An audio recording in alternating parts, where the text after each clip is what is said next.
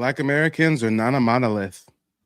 We do not exclusively descend from West African slaves. Matter of fact, when we do our genealogy, most of us find that we don't even descend from slaves at all. The Carolinas, Virginia, Maryland, Delaware, huge demographics of free persons of color, freemen, as they called them. We don't have any oral tradition passed down in our family of descending from Africans. We don't have any African culture, any African customs, any African spiritual systems, any African dishes passed down from our great great great grandma. But we hear whispers of indigenous ancestry. We hear Choctaw, Creek, Blackfoot, Yamasee, Nantucket, Nottoway, the list goes on and on and on. You see, most Black Americans descend from American Indians who were racially reclassified through a process known as paper genocide. And if you're not familiar with my content, you're probably thinking, why should I listen to this guy? Well, I'm living proof of this. You look at me and you may see a Black man, but I am a citizen of the Muskogee Creek Nation. The United States government recognizes me as an American Indian. Why? Because my ancestors were. More specifically, my grandfather, Thomas Jefferson Adams Harjo, was a chief within the Creek Nation. He was a town king. He's actually written about in multiple books. This is one of them, The Indian Territory, its chiefs, legislators, and leading men. He has his own chapter where they discuss his status, his wealth, his land ownership, his prominence within the tribe. I mean, guys, this is history. This is not a fringe social media claim. And when I talk about racial reclassification, this is a subject that is very personal to me because my family has lived through this racial reclassification. Don't get it twisted. I didn't grow up on some reservation. I grew up just like you, taught from my earliest years in school that we come from African slaves and that those folks that walked the Trail of Tears weren't our ancestors.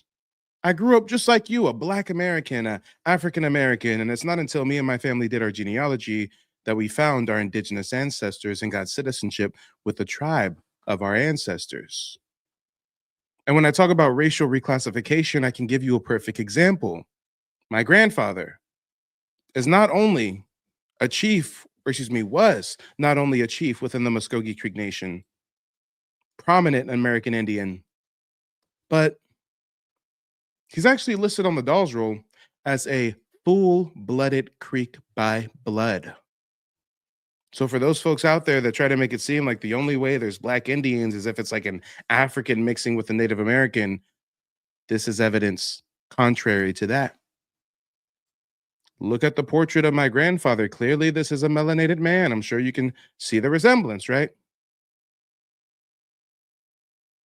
Listed on the Dawes Roll as a full-blooded Indian, yet the 1900 United States federal census would reclassify him as Black.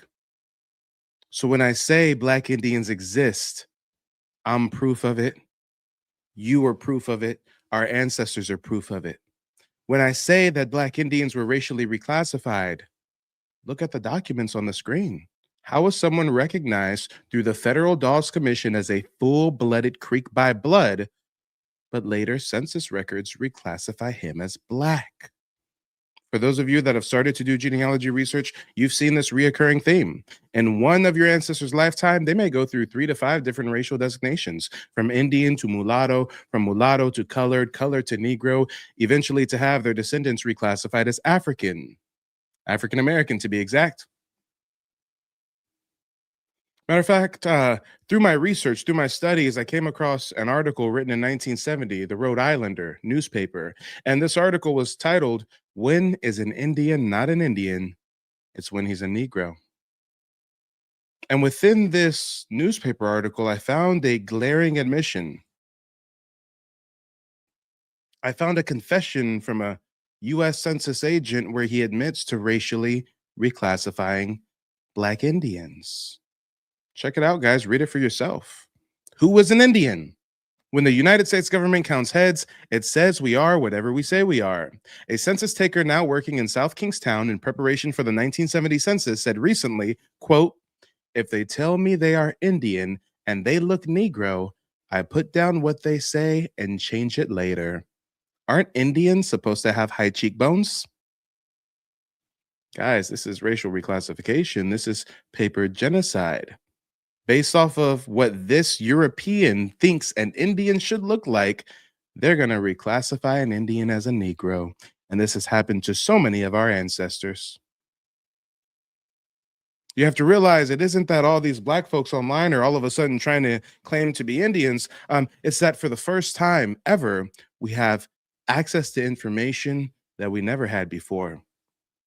Through the advances in the internet, artificial intelligence, we're now able to do research in a matter of minutes that back in the day would have took our ancestors years, going in person to archives and hoping that they can get the right degree from the right institution to be allowed to get access to this source or that document. I mean, guys, you don't understand the access to information we now have. This is why it's coming to light. But there's so many people out there trying to convince us that we descend from Africans. Interesting. Do you want more evidence? I can provide it.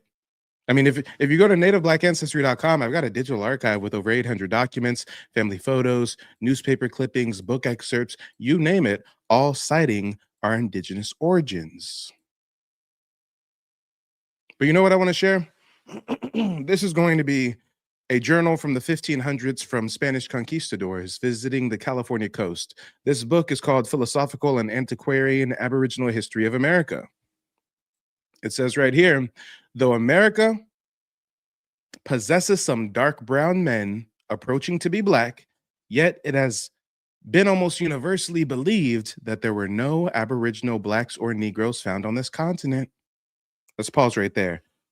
They're saying, hey, America has dark brown Indians, they got black Indians, but we don't think that these folks Aboriginal. But let's keep reading. But from considering the peculiar circumstances under which a black race was found in North America, I hold it more than probable that the common opinion is erroneous. Let's pause again. He says, hey, there's brown folks here, there's black folks here, but we don't think they're Aboriginal. Then he says, okay, we found a whole black race in North America. So the common opinion that they're not Aboriginal is erroneous. Come on, this is how you do research. This is what they won't teach you in school. It goes on to say, Torquemada says, the Californians showed no manner of surprise at the sight of some Negroes that accompanied Vizcaino on a voyage to this coast. Guys, these are Africans, African conquistadors traveling with the Spanish. Not all Africans that were shipped to the Americas were slaves. Some of them were colonizers working with the Europeans to infiltrate our indigenous communities, just like this. If you scroll down a little bit, it says, Torquemada says, when a Negro was ordered to distribute a biscuit to the Californians at the Bay of St. Barnabas, quote, the natives seemed greatly pleased at the sight of the Negro, and they signified to him that they lived in a friendship and correspondence with a people of his color, and that not far from thence was a Negro village. Do you need more evidence that Black indigenous tribes already existed here long before African slave trade? Spanish conquistadors come to the California coast. They got some Africans with them. They send an African over to the Indian to give him a biscuit, break bread, if you will. And the Indian's like, whoa, there's like a whole village of people your color, like down the way, like our friends. And so, I mean, But they want you to think if you're Black in America, you come from a West African slave. Guys, this is what inspired me to write my book, Reclassified, 5 Centuries of Paper Genocide, How Race Was Used to Erase Native Black Americans from 1492 to 2025. I take you century by century and show you with first-hand sources how our ancestors were racially reclassified from 1492 to the 1600s, the 1600s to the 1700s, the 1700s to the 1800s, 18 to 1880, 1880 to 1910, 1910 to 1950, 1950 to modern day. Guys, there's so much evidence. And I compiled it in one easy to digest format And you can go to nativeblackancestry.com to get a copy of the ebook. I'm going to be producing hard copies in the coming months. But guys, some believe that the game is meant to be sold and not told. I don't subscribe to that. Yes, I spent a lot of time on the book. It's currently on sale, but I'm down to drop some free gems. Let's take a look at just the first chapter. The crime you were never meant to see. How 5 centuries of paperwork erased an entire people. We start off with an image of the emblem of America, 1790. This is how America was represented hundreds of years ago. But Black Indians don't exist, right, guys? All right. Doesn't that look just like the Asiatic Native Americans that they show in the Cowboy and Indian TV show? Oh, no, it doesn't, huh? I wonder. I wrote this book because I've lived this history. I did not learn about paper genocide from a distance. I discovered it buried inside the records of my own family. As I trace my genealogy through federal rolls, missionary logs, probate filings, census categories, and tribal documents, I watch the same pattern appear again and again. Every dark-skinned Native person in my bloodline has been mislabeled on purpose. Not because of genealogy, not because of any evidence, but because officials relied on lookership, racial judgment based on appearance, instead of clan, lineage, or tribal law. What I found was not just error, it was policy. And once I saw it, I could never unsee it. For more than 5 centuries, the indigenous peoples of the southeastern United States, the Muskogee Creek, Choctaw, Chickasaw, Seminole, Yamasee, Wale, Natchez, Catawba, and dozens more, lived, governed, traded, farmed, fought, married, and raised families across this land. They built cities with engineered plazas and temple mounds. They established governments, diplomacy networks, and confederacies. Their alliances stretched across rivers, across coasts, across the Gulf, and deep into the Caribbean, where dark-skinned indigenous nations shared cultural, linguistic, and ancestral ties with the peoples of the Southeast. These societies were not isolated. They were part of an interconnected indigenous world traveling waterways, shorelines, and open sea, and many of them were dark-skinned. And here's what most people still do not realize. The Americas contain the largest pyramid building cultures in the world. Not Egypt, not the Mediterranean, not Africa, the Americas, North, Central, and South hold between 2,000 and 3,000 pyramids, depending on how they are counted. But Africa, by comparison, has roughly 300. And the single largest pyramid by volume on Earth is not in Egypt. It is the Great Pyramid of Cholula in Mexico, a massive layered temple city connected through waterways and trade to the Gulf Coast and southeastern tribes. The United States alone, Illinois, Alabama, Mississippi, Georgia, Florida, Louisiana, Oklahoma, Tennessee, Ohio, even Pennsylvania, is scattered with pyramidal structures, temple mounds, step platforms, and ceremonial centers. The Mississippian world was a pyramid civilization, every bit as sophisticated as the Maya, Olmec, and Zapotec civilizations to the south. And the cultural parallels run even deeper. The Maya, the Olmecs, the Taino, and the southeastern tribes were known for their gold adornment, gold in the mouth, gold beads, gold nose pieces, gold plates on the teeth, gold pendants, and gold pigments. Spanish chroniclers marveled at Caribbean indigenous people with gold dental work. Archaeologists recovered gold ornaments from Mesoamerica to the Gulf. And guys, this right here is an image depicting exactly what I'm speaking of. In 2016, archaeologists unearthed the 1,600-year-old skeleton of an upper-class woman in Mexico's famous ruins.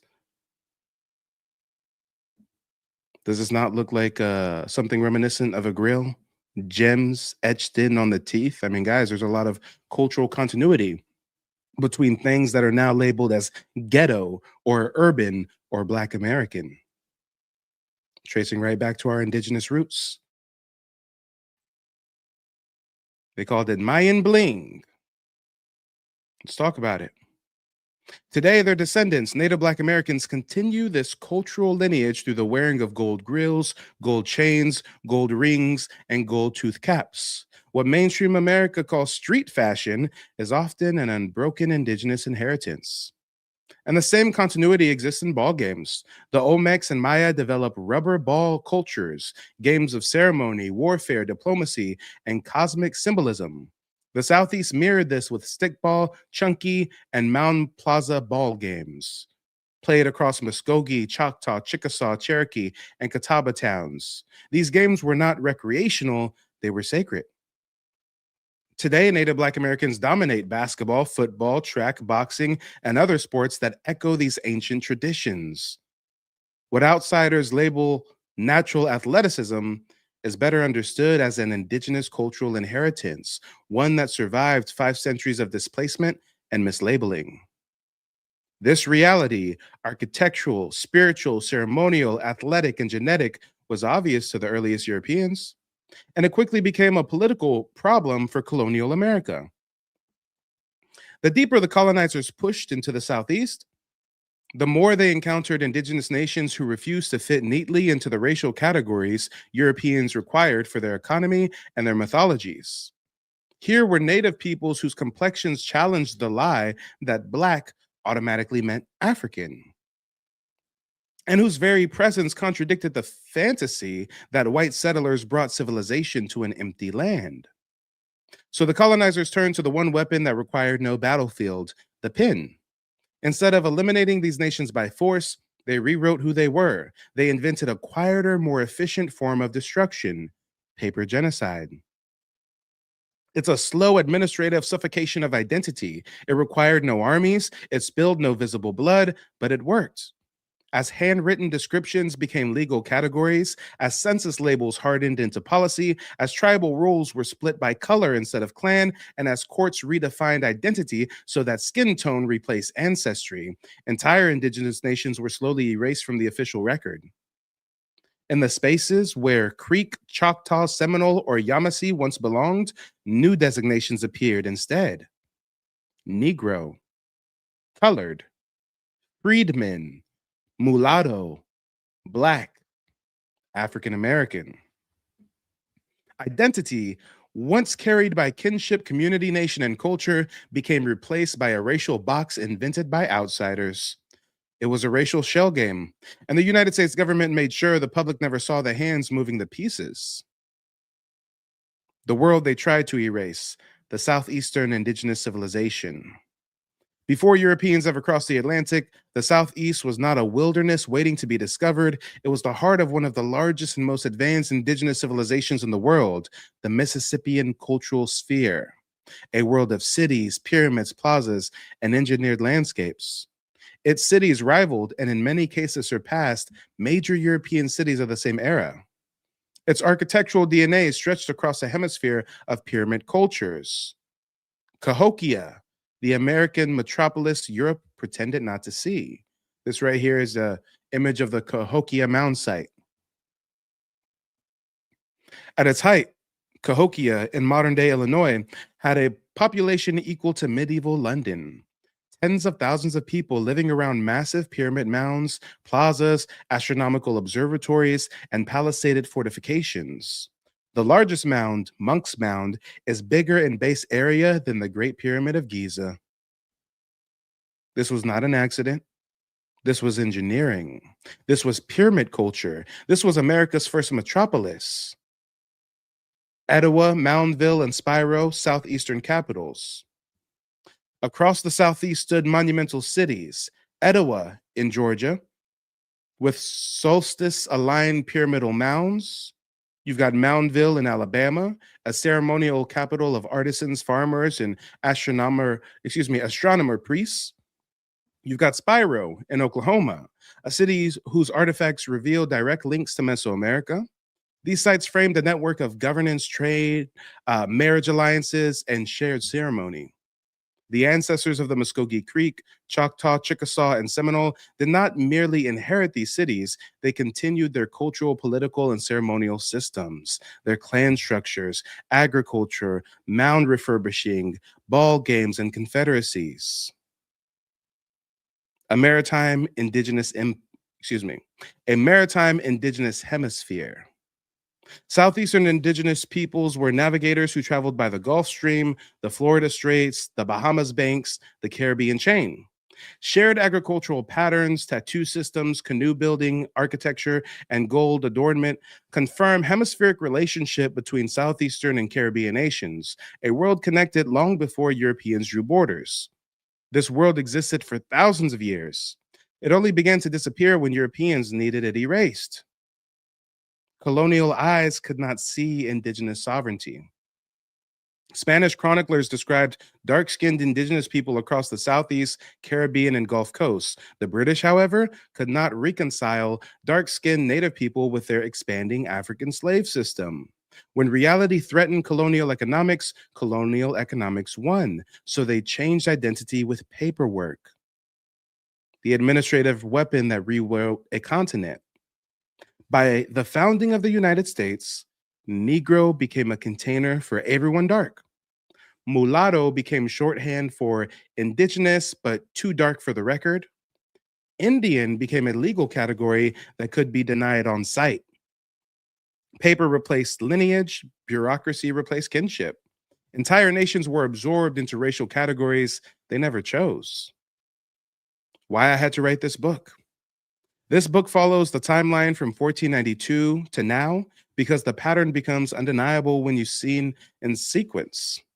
The Spanish created the first misclassification system. The British racialized it. Americans weaponized it. Eugenicists codified it. Modern genealogists still depend on it. My own grandfather, a full-blood Muskogee Creek man, was reclassified multiple times in multiple eras for reasons that had nothing to do with who he was. His identity remained a battlefield long after he passed. This is not ancient history. It is not finished.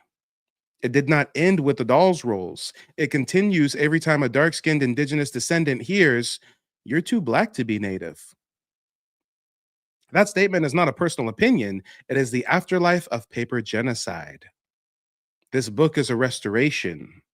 This book is for the descendants whose records were falsified, for the families whose paperwork does not match their oral history, for the Native Black Americans told their ancestry is impossible. The appendix contains the primary sources, the receipts, so that no institution can deny its own documentation. This book is fast to read, but impossible to refute.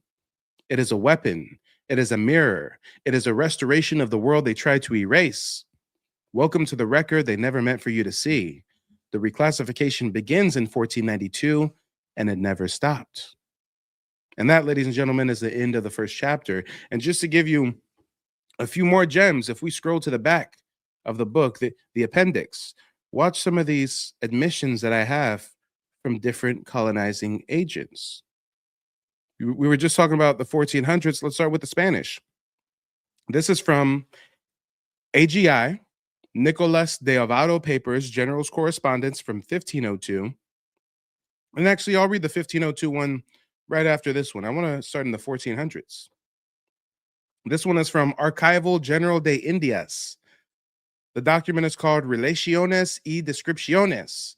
This is letters from Christopher Columbus and his companions back to Spain from 1493 to 1496. It says, and I quote, "The people of this land are dark, almost the color of the Ethiopians," end quote.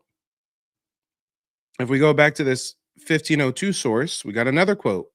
"We found dark Indians, very black in color, though with loose and straight hair," end quote. We've got another. This is from the Royal Order on the Enslavement of Indigenous Peoples in 1501. It's in the AGI archive. Quote, "Indians of Hispaniola, some of very black skin, but they are not Negroes of Ethiopia," end quote. And this book takes you through the centuries because if we fast forward a little bit, let's say the 1700s, this right here is from the South Carolina Council Journal, Journals of the Common House, from the 1717 to be exact. Quote, "Some of the Indians are so black as to be taken for Negroes and are so entered in our books," end quote. We've got another one from 1720. This is from Missionaries, Society for the Propagation of the Gospel. This is from their journals. Quote, "Among the Creek and Yamasee, there are many Negro Indians, much blacker than the Spanish Indians," end quote. Guys, the receipts are there. Go to nativebblackancestry.com if you want to learn more. I mean, what else can I say? I showed you that I have tribal citizenship, that I'm recognized as an American Indian. I showed you my ancestors are as well. I showed you that even though my grandfather was listed as a full-blooded Indian chief within the tribe, he's still reclassified as Black on census records. Next time someone tries to tell you that you're a pretendian, you're a Wabo, you're just ashamed to be African, tell them they don't know what the hell they're talking about. Come on, y'all, let's talk about it. We got to talk about it. But guys, again, if you're new to my platform, subscribe, hit the like button. I go live often. I got a lot of content I'm constantly producing. I thank you for tuning in. And again, make sure to check out nativebblackancestry.com. Many know about slavery, but few discuss paper genocide. We did not all come from Africa, and most of us have Aboriginal roots that were stripped away due to reclassification and miseducation. As a native Black American and a member of the Muskogee Creek Nation, I understand the importance of tracing your lineage. If you want to learn how to trace your genealogy and apply for tribal citizenship, go to nativebblackancestry.com to schedule a consultation. They don't want you to remember this. You not no slave, you indigenous. Fuck how they painted them Indians. You went to war with the French and the British, man. Quite frankly, you was kings, Merovingians. They took the women and men, made them prisoners, raised up the children to worship their images, set up a lab to the genes and they mixed them, and this shit get way deeper than your pigment.